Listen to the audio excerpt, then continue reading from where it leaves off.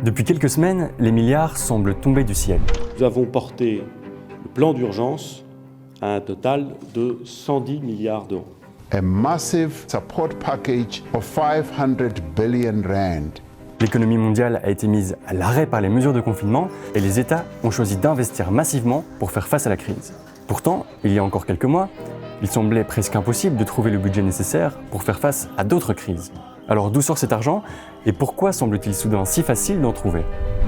La situation aujourd'hui est exceptionnelle et donc nécessite des outils d'intervention auxquels on refuse de faire ressort quand on est en situation ordinaire. Maintenant, dire que l'argent est facile à trouver, je pense que c'est un pas qu'il ne faut pas faire. L'argent est très difficile à trouver. La réponse courte, c'est que la situation actuelle pourrait engendrer une récession mondiale et à très court terme. Deux ingrédients qui font bouger les lignes et sauter les tabous économiques. Planche à billets, monnaie, hélicoptère, mutualisation de la dette. Vous ne suivez plus ? On fait le point sur les enjeux à court terme pour tenter de comprendre qui va payer à long terme. Face à la crise, les États ont décidé d'investir massivement. Investir pour soutenir les entreprises et les citoyens. Sauf que pour ça, il faut beaucoup d'argent, car les dégâts sont importants. All EU member states are forecast to endure a severe recession this year. On est entre 25 et 30 milliards, ce qui est un des déficits les plus importants, je ne vais pas dire de l'histoire, mais en tout cas, on s'en rapproche. En temps normal, pour remplir ses caisses, un État dispose de 3 outils, les mêmes que vous et moi.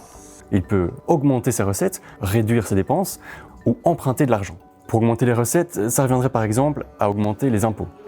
Réduire les dépenses, ce serait par exemple de faire des coupes budgétaires. Dans la situation actuelle, ces deux options sont écartées, car cela reviendrait à faire payer les entreprises et les citoyens, deux acteurs déjà fortement impactés par la crise. Il reste donc un outil, l'emprunt. Vous émettez une dette aujourd'hui, ça vous donne du cash aujourd'hui, qui vous permet de dépenser de l'argent pendant, disons, 1 an ou 2, et vous rembourserez dans 10 ou dans 20 ans. Les États empruntent de l'argent à des banques, comme nous, mais ils peuvent également emprunter à d'autres États, voire même à des citoyens. On appelle tout cela plus globalement les marchés. Concrètement, c'est de là que vient l'argent. C'est de là qu'il vient en temps normal et c'est de là qu'il vient aujourd'hui aussi. La particularité de cette crise, c'est que les montants empruntés sont gigantesques, ce qui fait exploser l'endettement des États. En Italie, on parle d'une dette souveraine qui pourrait atteindre 150% du produit intérieur brut après la crise sanitaire.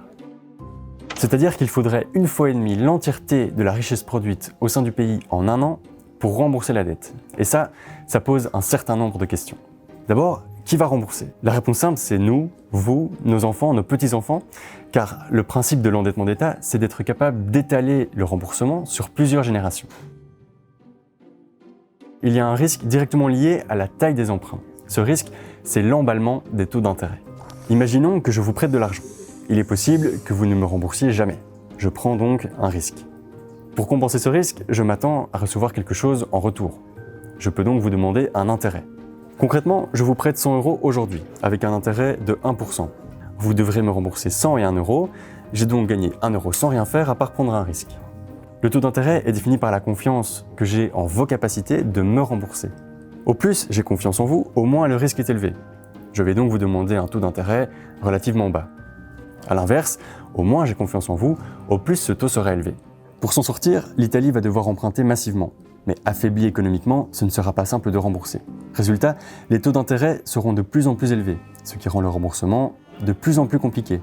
On tombe alors dans une spirale infernale et inarrêtable qui pourrait contaminer d'autres pays de la zone euro. Une spirale déflationniste horrible. La crise économique qu'on a connue ces 10 dernières années, ce ne serait pas grand-chose en comparaison.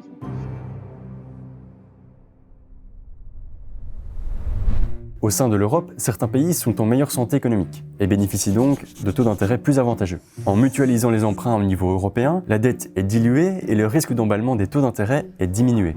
C'est un peu comme lorsque vous empruntez en couple. Ce n'est plus votre capacité de remboursement qui compte, c'est le capital constitué en association à votre conjoint qui sert de base pour le calcul de l'intérêt.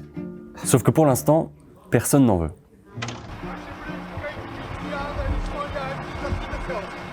Oh! Nee, ik onthoud dit! Lui, c'est Mark Rutte, le Premier ministre des Pays-Bas. Cette vidéo a fait beaucoup de bruit car il y semble très clair qu'il ne compte pas aider financièrement les Italiens. Il y a un côté, pourquoi est-ce que si moi j'ai fait des efforts et j'ai accepté des privations au niveau de mon emploi, de mes entreprises, maintenant je devrais financer d'autres États, d'autres populations qui n'ont pas fait leur part du boulot. Du côté des pays en moins bonne santé économique, il y a la crainte que les pays plus riches leur imposent des mesures d'austérité pour rembourser plus rapidement leurs dettes. Après plusieurs tours de négociations au niveau européen, la mutualisation de la dette reste un point de rupture. Aucun accord n'a encore été trouvé. Si la construction européenne ne retrouve pas son sens fondamental, qui est celui d'une solidarité partagée entre États-nations, mais la construction politique européenne perdra son sens, disparaîtra du XXIe siècle, et l'euro lui-même, je le redis, ne résistera pas à l'accroissement des divergences de développement économique entre ses États membres. En attendant un possible accord politique sur ce point, d'autres mesures sont également envisagées. Et pourquoi pas créer de l'argent?